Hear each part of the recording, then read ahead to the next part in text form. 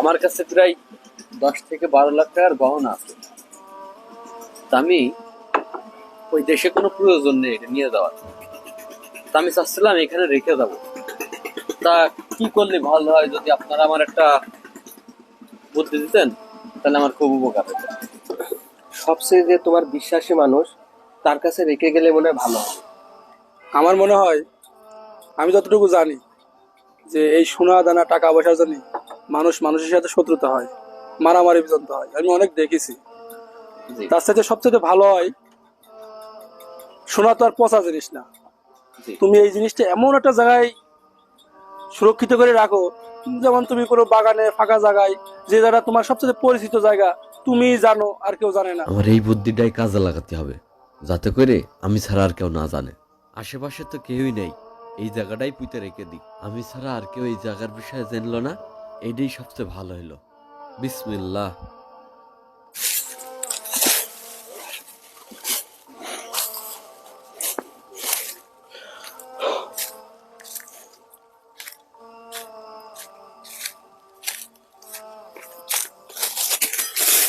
কোনে যে থুলাম কিছুই তো মনে পড়ছে না।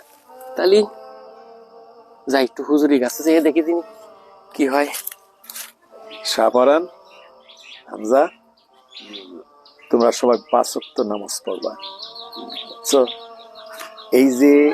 এই যুবক বয়সের যে ইবাদত, এই ইবাদতটা আল্লাহর কাছে খুবই প্রিয়। আসসালামু আলাইকুম। ওয়ালাইকুম আসসালাম ওয়া রাহমাতুল্লাহি ওয়া বারাকাতুহু। কি ব্যাপার বিল্লাল বাবা?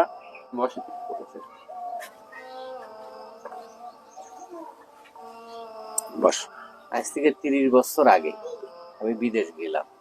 যাওয়ার আগে আমি কিছু গহনা একটা হাড়ির প্রতি পুরে একটা বাগানে পুঁতে থুয়ে গেলাম। এখন তার সেরে আমি বাগান তন্ন তন্ন করে খুঁজে আইছি, পালাম না। আর মনেও করতে পারছি না যে আমি সেটা ফোনে পুঁতেছি। কি করা যায় হুজুর? তুমি এক কাজ করো, আজকে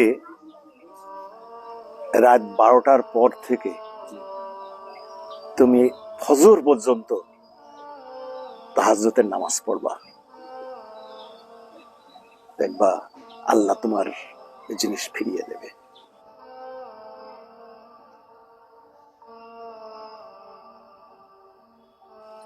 বিষয়টা কি কিছু তো বুঝতে পারলাম না। হুজুর বলল সারা রাত তাহাজ্জুদ পড়তি, আর প্রথম রাকাতেই মনে পড়ে গেল। হ্যাঁ, এই তো এই জায়গায় তো থুইলাম, মনে আছে। হতে পারে।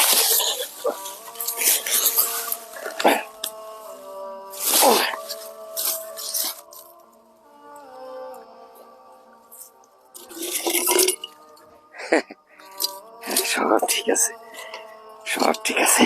হুজুর, আমি তো সে আমার জিনিস ফিরে পাইছি। আলহামদুলিল্লাহ। আপনি সারা রাত তাহাজ্জুদ নামাজ পড়তে বললেন, আমি নামাজে দাঁড়িয়ে প্রথম রাকাতেই আমার মনে পড়ে গেল।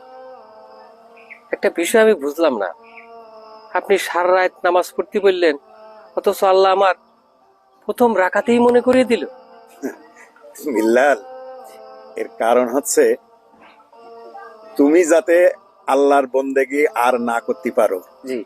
সেই জন্যই শয়তান তোমারে ভুলিয়ে দিয়েছিল। আচ্ছা আচ্ছা। শয়তান মানুষের প্রকাশ্য শত্রু, এজন্য আমাদের সকলের উচিত আল্লাহ তাআলার ইবাদত বেশি বেশি করা, যাতে করে শয়তান আমাদের কাছে না আসতে পারে। আল্লাহ তাআলা আমাদের বোঝার তৌফিক দান করুক। আল্লাহুম্মা আমিন।